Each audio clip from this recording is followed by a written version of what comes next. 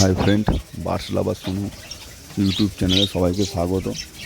প্রথমেই বলছি, যারা চ্যানেলটাকে সাবস্ক্রাইব করেনি তারা চ্যানেলটাকে একটু সাবস্ক্রাইব করে দিও, আর ভিডিওটা ভালো লাগলে লাইক করো।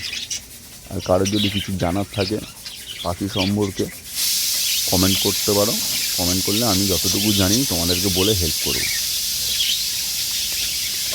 তো আজকের ভিডিওটা হচ্ছে পাখিদের ব্রিডিং সিজন শেষ হতে চললো, আর বেশি দিন বাকি নেই। খুব তাড়াতাড়ি পাখিদের ব্রিডিং সিজন শেষ হয়ে যাবে। তো তার মধ্যে দিয়েই আমাদের আরও কিছু ব্রিডিং করে নিতে হবে। খুব তাড়াতাড়ি গরম চলে আসবে, ব্রিডিং শেষ হয়ে যাবে, আর কিছু ব্রিডিংয়ের মাধ্যমে ব্রিডিং করে আমাদেরকে এখান থেকে কিছু উপার্জন করতে হবে। তো পাখিদের এই সময় ঠান্ডা গরমের ওয়েদার থাকবে, তা ডায়রিয়া হওয়ারও ব্যাপার থাকে, পেট খারাপ হওয়ার ব্যাপার থাকে।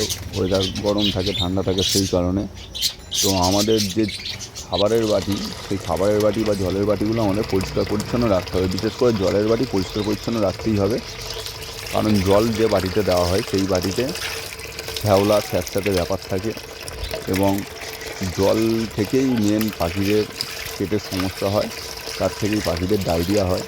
তার জন্য জলের বাটিগুলো পরিষ্কার পরিচ্ছন্ন রাখতে হবে। সবাই চেষ্টা করবে সপ্তাহে অন্তত একদিন জলের বাটি পরিষ্কার করবে। দেখো আমি কীরকমভাবে জলের বাটিগুলো পরিষ্কার করছি। তো এটা আমার অনেক দিনই পরিষ্কার করা হয় না, প্রায় মাঝখানে হয়ে গেছে জলের বাটি পরিষ্কার করা হয় না। সময় পাই না, কাজবাজের অভাবে কাজবাজে করতে হয়, সময়ের অভাবে এগুলো করা হয় না।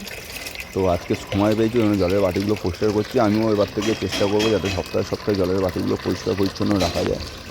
তোমরাও সবাই পরিষ্কার পরিচ্ছন্ন রাখবে, তাহলে পাখিদের পেটের সমস্যা থেকে পাখিরা বাঁচবে। এই যে দেখো, জলের বাটিগুলো পরিষ্কার করে নিয়েছি, কত সুন্দর দেখো, এখন ঝকঝক চকচক করছে।